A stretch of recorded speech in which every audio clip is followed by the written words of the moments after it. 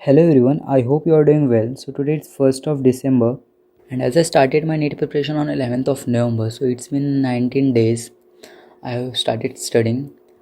So in this 19 days my plan was to take all the lectures from the batch, like full detailed lectures. But seeing after 19 days I have completed around 7 to 8 chapters and I given around 2 part tests of topics I studied, like of each chapter. I did some sort of question practice and quite revision, but I didn't feel like I should follow this approach because in 19 days I completed all the lectures detail wise. Like I was taking around 4 to 5 lectures per day because I had a lot of backlog because I started quite late. So इसमें क्या हो रहा था कि मैं daily 4 to 5 lectures ले रहा था, बट इससे मुझे क्वेश्चन प्रैक्टिस और रिवीजन के लिए टाइम नहीं मिल पा रहा था क्योंकि अराउंड में 10 आवर्स मेरा इधर चला रहा था. So now I feel I should change my approach because question practice and revision is quite more important. And as I planned in starting, I wanted to finish my syllabus by 25th Feb. So for now, my main target should be completing 11 by end of December.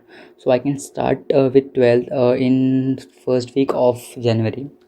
So from today onwards, my plan is to just complete 11th by end of December.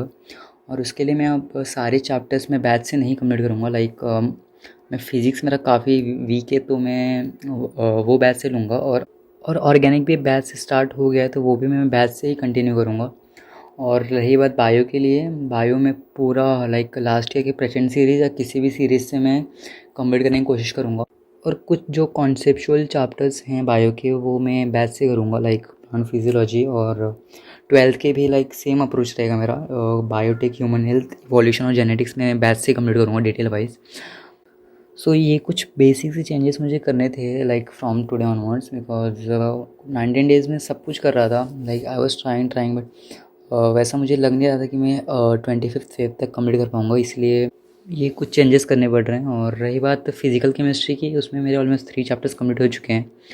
So in between मुझे इसी month में वो भी complete करना है physical पूरा, जैसे कि बाद में बर्डन ना आए. और उसके लिए लास्ट ईयर के भी कुछ सुधांशु सर के लेक्चर्स हैं जो 1 शॉट लेक्चर्स हैं, वहाँ से मैं कंप्लीट कर सकता हूँ.